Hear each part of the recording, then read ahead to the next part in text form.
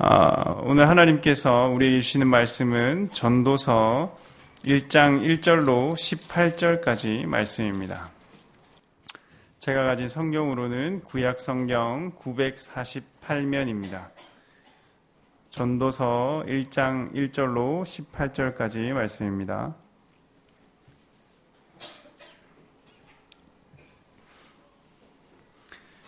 네, 찾으셨으면 저와 여러분들이 한 절씩 교독하시고 마지막 18절은 함께 읽도록 하겠습니다. 다윗의 아들 예루살렘 왕 전도자의 말씀이라.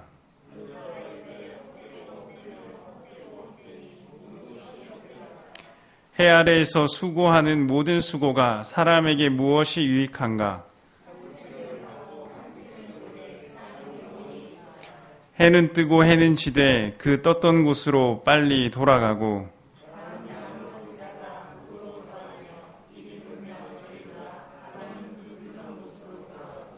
모든 강물은 다 바다로 흐르되 바다를 채우지 못하며 강물은 어느 곳으로 흐르든지 그리로 연하여 흐르느니라.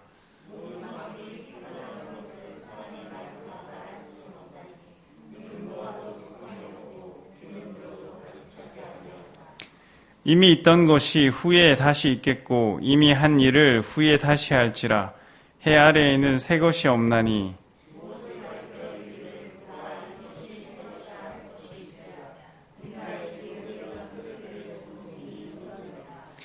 이전 세대들이 기억됨이 없으니 장래 세대도 그 후 세대들과 함께 기억됨이 없으리라. 마음을 다하며 지혜를 써서 하늘 아래에서 행하는 모든 일을 연구하며 살핀즉 이 일은 괴로운 것이니 하나님이 인생들에게 주사 수고하게 하신 것이라.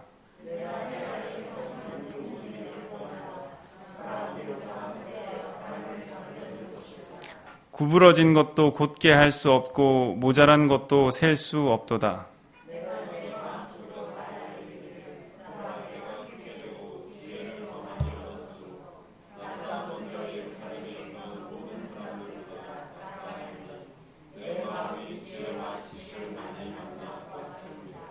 내가 다시 지혜를 알고자 하며 미친 것들과 미련한 것들을 알고자 하여 마음을 썼으나 이것도 바람을 잡으려는 것인 줄을 깨달았도다. 지혜가 많으면 번뇌도 많으니 지식을 더하는 자는 근심을 더하느니라. 아멘.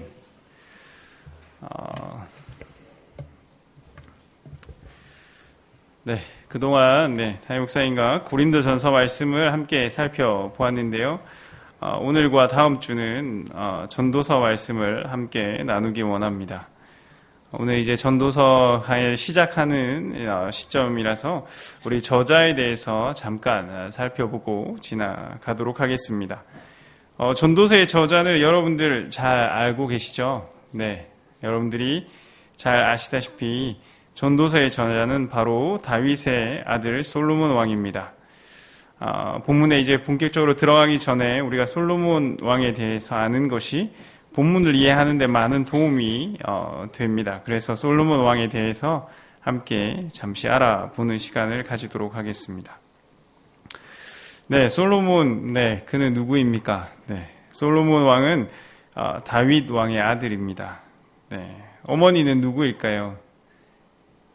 어머니는 밧세바이죠. 잘 아시네요, 역시. 다윗의 일생 중에 밧세바 사건은 가장 어두운 사건 중에 하나였죠. 그런데 이제 참 이것들을 생각해 보면 참 이 진흙탕과도 같은 이 어두운 것들을 통해서 또 하나님이 가장 이 빛나는 일들을 이루어 가시는 것을 보면서 좀 참 하나님의 일은 놀랍다 이런 것을 느끼게 됩니다. 다윗 왕과 밧세바 사이에서 난 아들입니다. 그리고 다윗 왕의 6번째 아들이기도 합니다. 솔로몬은 어릴 때 그렇게 똑똑하고 강한 사람이 아니었습니다. 다윗이 역대상에서 그의 아들을 평가하여 이르기를 이렇게 이야기합니다. 내 아들 솔로몬은 어리고 미숙하고, 여기서 이제 미숙하다라는 표현을 다른 번역에서는 연약하다 또는 모질지 못하다라고 표현하고 있습니다. 아무래도 다윗을 이어서 성전을 건축하기에는 믿고 맡기기에 부족한 왕이다, 이렇게 판단했던 것 같습니다. 오늘날에도 이렇게 교회를 건축하거나 무언가 하나 이렇게 건축하는 것에 있어서 건축이라는 것이 쉬운 일이 아니지 않습니까? 그 여호와의 성전을 건축하는 것이 참 많이 염려가 되었을 것입니다. 자기 아들을 바라보았을 때 그렇게 미숙하고 어리게 여겨져서 다윗 왕은 이런 어리고 연약한 솔로몬이 성전 건축을 잘 감당하도록 그 성전 건축을 위해서 모든 것을 준비하죠. 자재와 사람을 준비하는 것뿐만 아니라 아들 솔로몬 왕을 위하여 다윗이 기도하는 것을 볼 수 있습니다.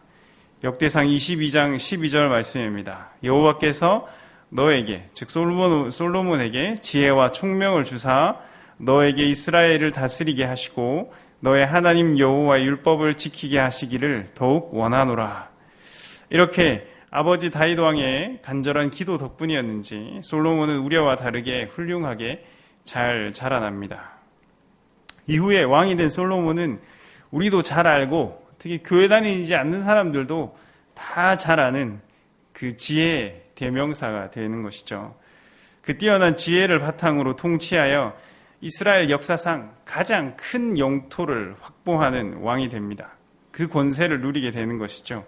그리고 그에 따라서 엄청난 부귀와 영화를 누리게 됩니다. 성경에서 이렇게 뛰어난 왕이었던 솔로몬 왕이 쓴 성경이 3권이 있습니다.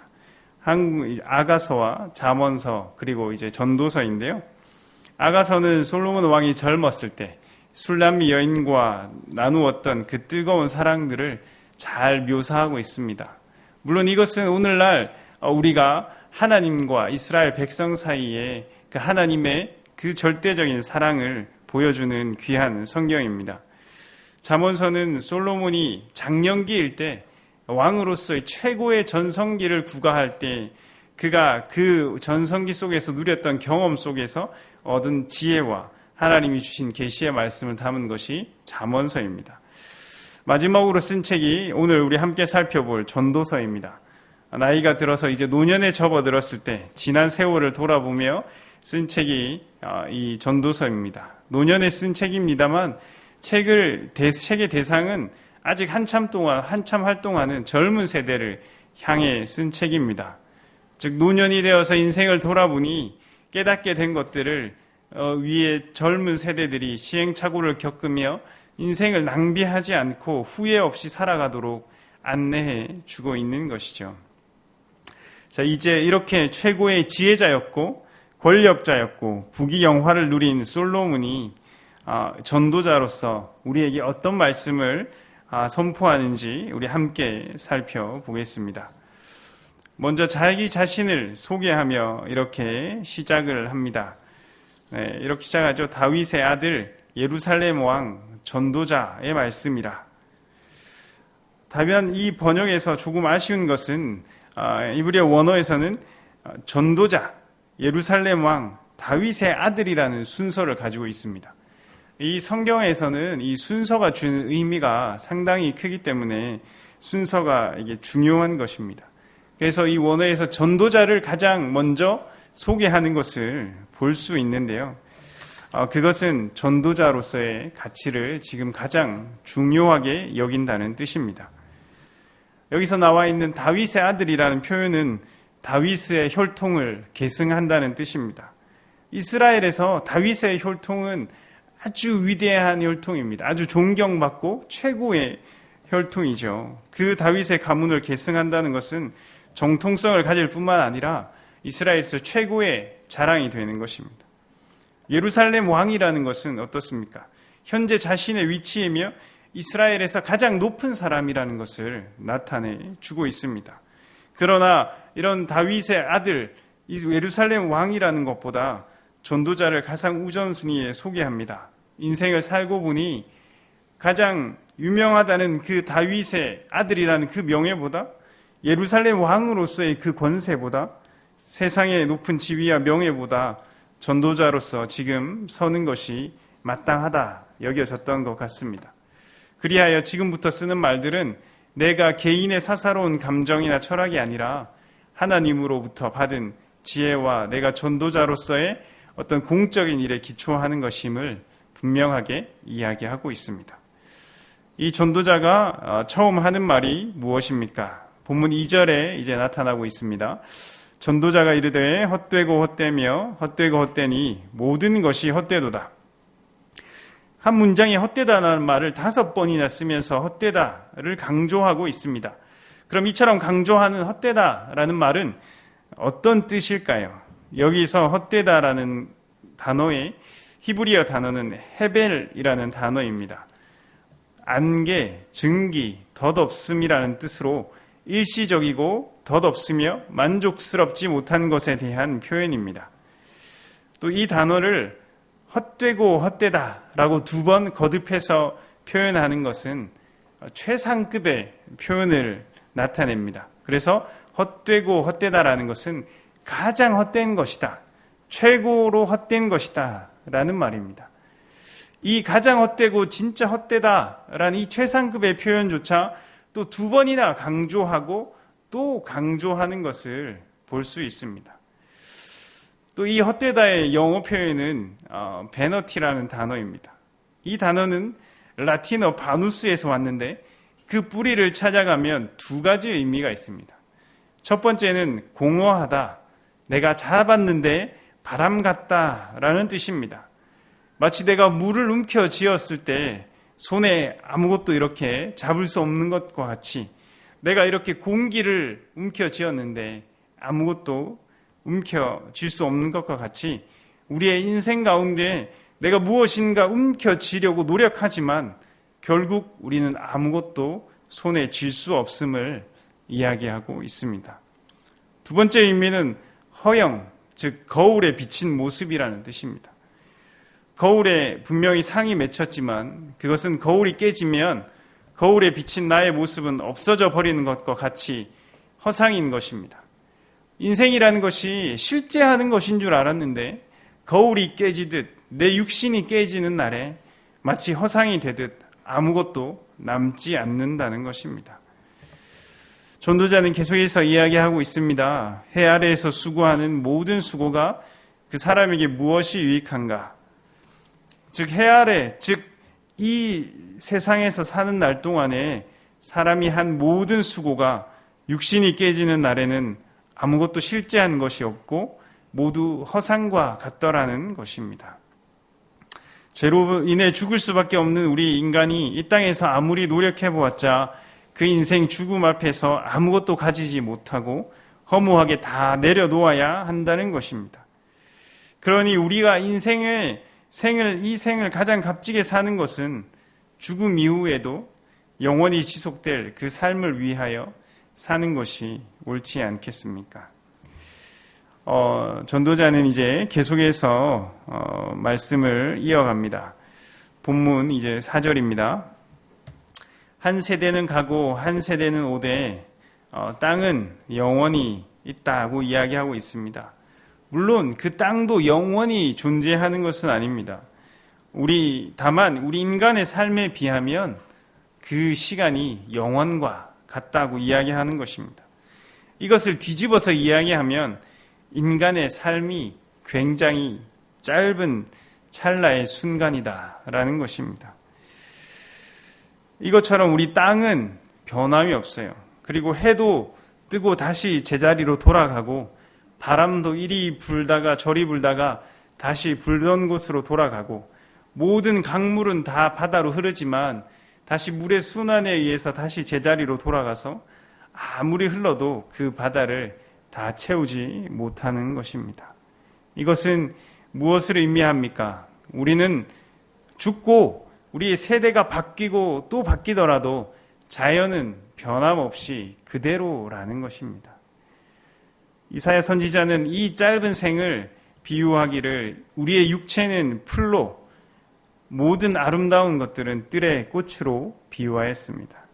풀은 마를 것이고 꽃은 시들 것이나 하나님의 말씀은 영원히 서리라고 선포하였습니다. 실제로 여러분 2000년 전 예수님이 살았던 땅은 그대로이고 그 말씀도 지금까지 우리에게 전달되어 오지만 그때 피었던 꽃, 풀, 짐승, 사람은 어느 것 하나 지금 이 땅에 남아있는 것이 없지 않습니까? 우리의 삶은 영원한 삶이 아니라 이 땅에 잠깐 머무는 순례자, 즉 나그네와 같은 삶이다라는 것입니다. 여러분, 순례자의 삶이 어떠합니까? 제가 지난 겨울에 잠시 시간이 나서 무엇을 할까 고민하는 중에 스페인 순례길에 대한 이야기를 듣고 산티아고에 있는 순례길에 올랐습니다. 그때 그 길을 순례하면서 느낀 것은 순례자의 삶은 정말 단순하지만 아주 행복하다라는 것입니다. 그냥 하루 종일 걷다가 그냥 먹고 씻고 자는 것, 그게 하루의 삶의 끝이었습니다. 다시 자고 일어나면 또 걷고 그냥 먹고 씻고 자는 것, 그 일상이 이제 반복되는 것이죠. 가진 것은 그냥 옷 2벌과 신발 1켤레와 그냥 침낭 하나, 그리고 약간의 소지품들, 그것이 전부였습니다. 다른 것은 그 삶에서 필요가 없었습니다. 아니, 오히려 필요가 없다기보다 오히려 이제 순례길에 짐이 되기 때문에 소유물을 최소화해야 했던 것입니다. 꼭 필요하지 않은 것은 과감하게 버리거나 필요로 하는 사람들에게 넘겼습니다. 먹을 것도 그날 하루 저녁 먹을 것으로 만족했습니다. 그렇게 자연인으로 하루하루를 살아가는데 참 편안하고 행복한 시간이었습니다. 제일 편안했던 생각들이 잠시 왔다가 가는 것이라 생각하니 무엇을 가질 생각을 전혀 하지 않았습니다. 뭐 조금 불편하면 어때? 잠시 후면 지나갈 것들인데 생각하니 아무것도 큰 의미를 지니지 못했습니다. 단 하나, 건강을 생각하게 되었죠. 왜냐하면 이 여행을 끝내고 내가 본래의 삶으로 돌아가면 그 건강으로 그 삶을 살아야 하니까요. 여러분, 이 세상에서 우리가 순례하듯이 잠시 살아간다면 무엇이 그렇게 중요하겠습니까? 이후의 삶을 준비하는 것이 현명한 삶이지 않겠습니까? 제가 그 순례길에서 다른 것은 중요하지 않고 그 이후의 삶에 준비하듯이 제가 건강은 신경을 썼던 것처럼 이 땅에 살면서 우리가 이 땅보다 이후에 쭉 살아갈 그 나라를 생각하는 것이 중요한 것이죠. 이 세상은 이제 8절 말씀에 보면 모든 만물이 피곤하다라고 이야기하고 있습니다. 여기서 피곤하다라는 것은 무의미한 것들이 계속해서 반복되다 보면 그것이 피곤한 일이 되는 것이죠. 그렇게 결국 피곤한 것이 무의미하게 되는 것, 아무 의미나 가치가 없다는 뜻입니다. 결국 이렇게 피곤한 땅에서 만족을 얻기 위해서 계속 노력하는 것은 정말 어리석은 일이고 무의미한 일인 것이죠. 왜냐하면 하반절에 나와 있듯이 이 땅에서의 사람의 욕망은 끝이 없기 때문입니다.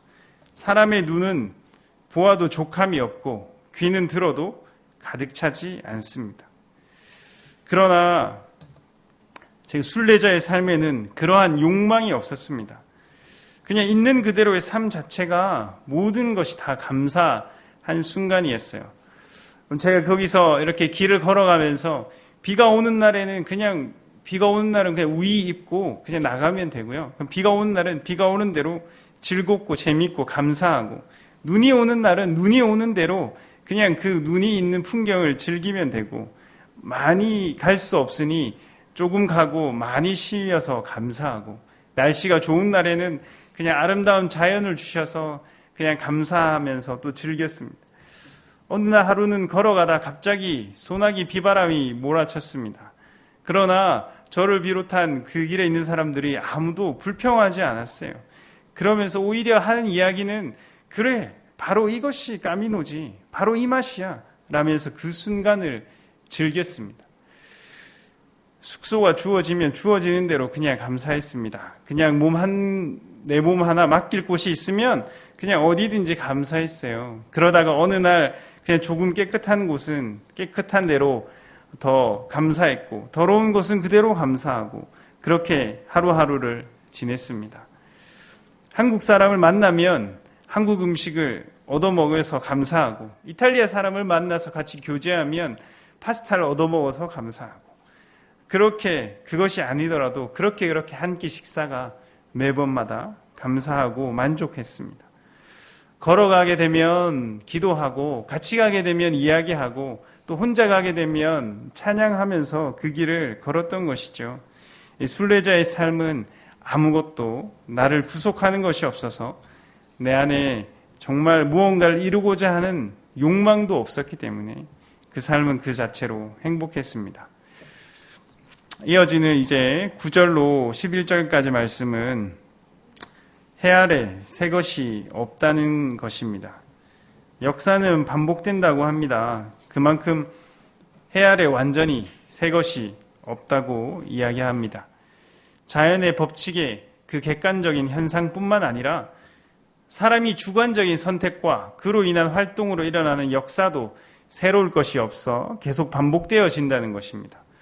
물론 우리가 사용하는 물건들은 새로운 것들이 계속해서 나오죠. 이전 세대에 없었던 이렇게 차나 비행기나 지금 스마트폰이나 이런 것들이 없었지만 지금 이제 저희가 생겨나서 잘 쓰고 있는 것들이 있잖아요.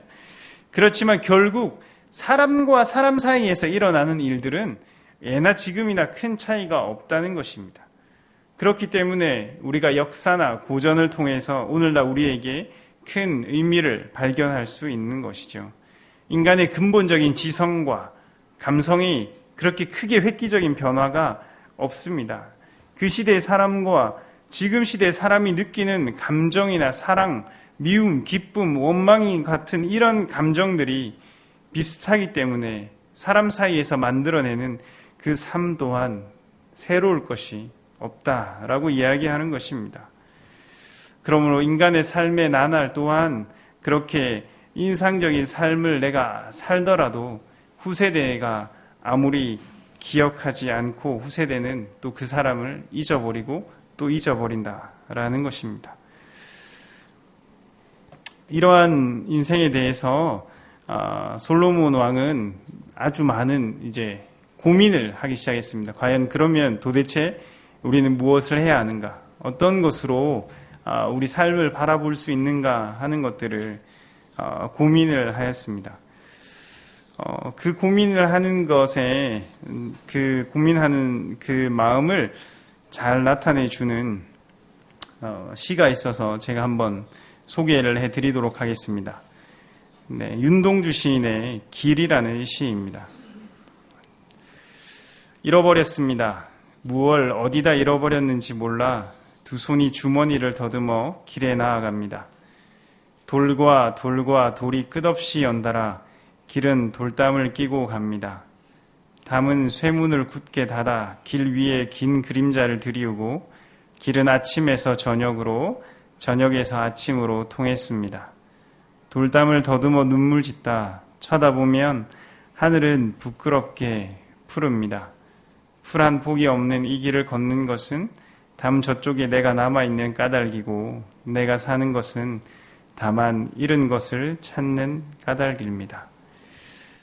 네, 정말 자신이 어디에 있는지, 우리 삶의 방향이 어디에 있는지, 진정한 자아는 어디에 있는지 계속해서 찾고 또 찾고 있는 시인의 모습처럼 오늘날 지금 예루살렘의 왕 솔로몬은 지혜를 다해서 그것을 살펴보고 있습니다.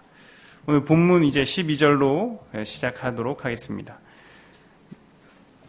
전도자는 예루살렘에서 이스라엘 왕이 되어서 마음을 다해서 지혜를 써서 하늘 아래에서 행하는 모든 일을 연구하여 살핀즉 이는 괴로운 것이나 하나님의 인생들에게 주사 수고하게 하신 것이라. 내가 해 아래에서 행하는 모든 일을 보았노라. 모두 다 헛되어 바람을 잡으려 하는 것이로다.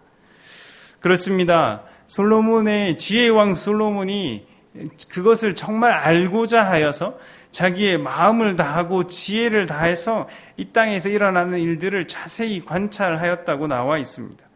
그렇게 보니 하나님이 우리 인생들에게 주신 그 수고하게 한 그 모든 일들에 대하여 결론은 해 아래에서 행해지는 그 모든 일들이 다 바람을 잡는 일이었다. 즉 모두 헛된 일이었다라고 이야기하고 있습니다. 이것이 계속해서 이어집니다. 16절에 보면 내가 내 마음속으로 말하여 이르기를 보라 내가 크게 되고 지혜를 더 많이 얻었으므로 나보다 먼저 예루살렘에 있던 모든 사람들보다 낫다 하였나니 내 마음이 지혜와 지식을 많이 만나 보았음이로다. 자기의 지혜와 지식이 더 많아졌다라는 것입니다. 이제 다시 한번 좀 이제 시도할 때가 되었다라고 고백합니다. 시간이 지나서 나도 많이 자라고 그리고 지혜도 더해지고 이전에 예루살렘에 있었던 그 누구보다 자신이 뛰어나다는 것을 지금 자부하고 있는 것입니다. 이렇게 자랑스러워진 자기의 모습으로 다시 한번 지혜를 알고자 하여 노력하는 모습이 17절에 나와 있습니다. 내가 다시 지혜를 알고자 하며 미친 것들과 미련한 것들을 알고자 하여 마음을 썼으나 이것도 바람을 잡으려는 것인 줄을 깨달았도다. 네, 17절에 보면 자기가 다시 한번 마음을 다해서 지혜와 이 세상에 대해서 알고자 노력을 하였으나 결국은 또 무엇이라고요? 결국은 또 다시 보았지만 이 세상이 바람 잡는 것과 같이 허무한 일이다 라는 그것을 깨닫게 됩니다.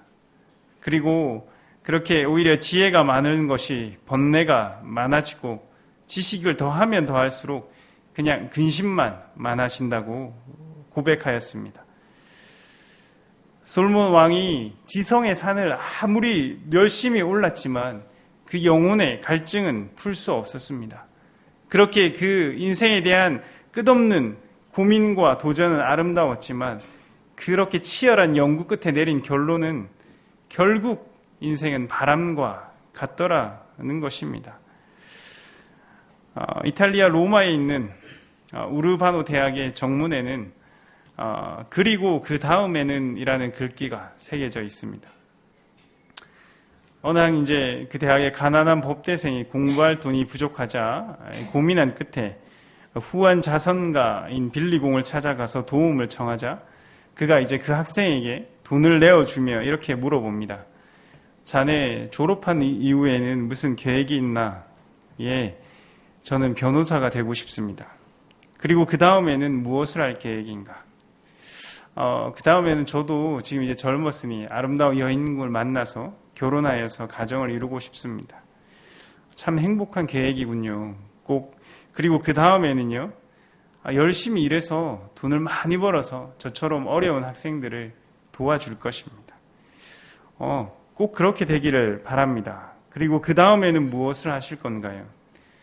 행복하게 열심히 성실하게 일하다 보면 저도 좀 높은 지위에 오를 수 있지 않을까요? 네, 참 좋은 계획입니다. 그리고 그 다음에는요, 그때부터 이제 조금씩 이제 어두워졌습니다. 그러면 저도 언젠가 이제 나이가 들고 늙겠죠. 그리고 맞습니다. 그리고 그 다음에는요, 그리고 죽겠죠. 그리고 그 다음에는요, 이 젊은이는 죽음에서도 끝나지 않는 질문 앞에 결국에는 고개를 떨구고 말았습니다. 자신은 그 죽음이 끝이라고 생각을 하였는데 그 다음에라는 질문을 받았던 것이죠. 그래서 이 빌리공이 이렇게 이야기합니다. 그리고 그 다음에는 심판과 영원한 운명이 자네를 기다리고 있다네. 젊은이는 그때 인생 가운데 큰 충격과 깨달음을 받고 그의 삶을 완전히 바꾸는 계기가 되었다고 합니다. 성공을 향해서, 행복을 향해서 무작정 앞으로 달리던 그의 삶에서 이제 죽음 이후의 삶을 생각하는 인생으로 변했다는 것입니다. 그래서 그가 총장이 된 이후에 대학 정문에 후학들이 그것을 깨닫기를 바라는 마음으로 그리고 그 다음에라는 글귀를 새겨 놓았습니다. 여러분, 제가 너무 즐겁게 이야기를 했습니다. 그렇죠? 산티아고 순례길에 대해서 즐겁게 이야기를 했어요. 가장 즐거운 기억이기도 합니다. 그렇죠. 여러분, 산티아고 순례길에서 아이러니하게도 가장 최악의 순간은 언제인지 아십니까? 가장 최악의 순간은 마지막 종착지인 산티아고 대성당에 도착하였을 때입니다. 도착의 기쁨으로 기념사진을 찍는 것은 잠시, 도착이 그 내 안에 밀려오는 것은 허무함이었습니다. 내가 이 사진 한 장을 찍기 위해서 내가 그 수고를 다 했다는 말인가? 기껏 내가 이 순간을 위해서 그 몇백 킬로를 걸어왔다는 말인가? 하는 것이 마음에 우울감과 허무함을 주더라는 것입니다. 완주 후에 그렇게 밀려오는 우울감을 까미노 블루라고 부르는 용어가 있습니다. 그만큼 저뿐만이 아니라 많은 사람들이 그것을 동일하게 그 우울감을 느낀다는 것이죠.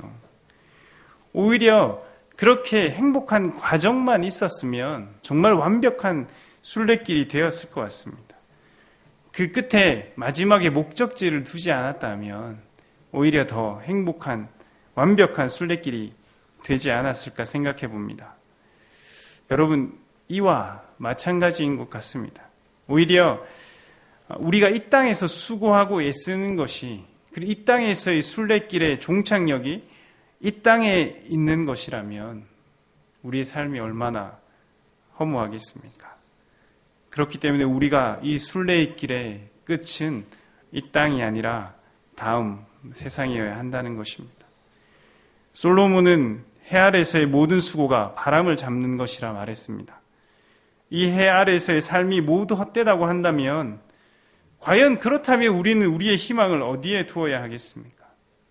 이제 우리는 어디를 보고 무엇을 해야 하겠습니까? 그렇습니다. 우리가 해 아래의 세상만 쳐다보며 살지 말고 이제 우리는 해 아래의 반대가 어디 있습니까? 해 위겠죠. 네. 말장난 같지만 네. 해 아래의 세상만 쳐다보지 말고 이제 해 위의 세상을 바라보아야 한다는 것입니다. 이 공간적인 개념으로 이 땅에 우리가 살고 하나님은 하늘에 사는 것이 아닙니다. 그냥 우리가 하늘에 그냥 하나님이 계시다라고 이야기하는 것이죠. 바로 이 모든 것을 주관하시는 창조주 하나님을 바라보아야 한다는 것입니다. 우리가 세상 살아가면서 끊임없이 던지는 그 존재와 우리의 인시에 관한 그 삶의 질문에 답을 해줄 수 있는 분은 우리를 지으신 하나님밖에 없습니다. 사람은 해 위의 삶이 있음을 하루빨리 깨달아야 하는 것입니다. 보이는 세계가 다가 아니라 보이지 않는 세계가 있음을 깨달아야 하는 것이죠. 세상의 것에 소망을 두는 인생이 아니라 우리 하나님께 소망을 두는 인생을 살아야 하는 것입니다.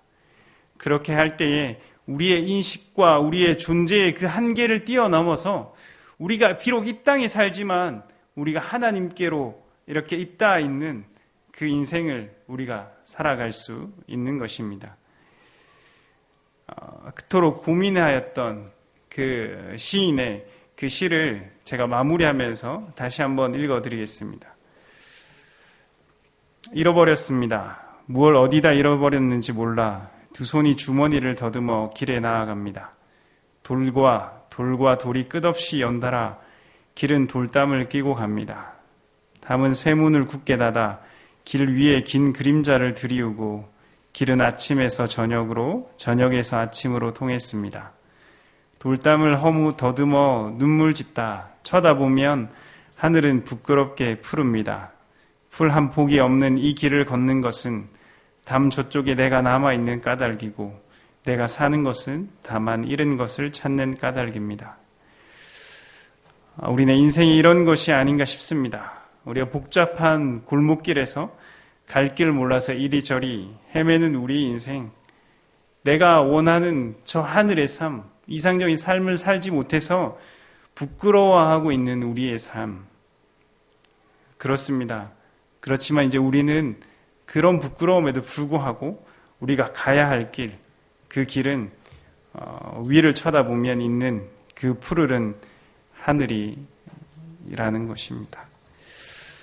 함께 기도하겠습니다.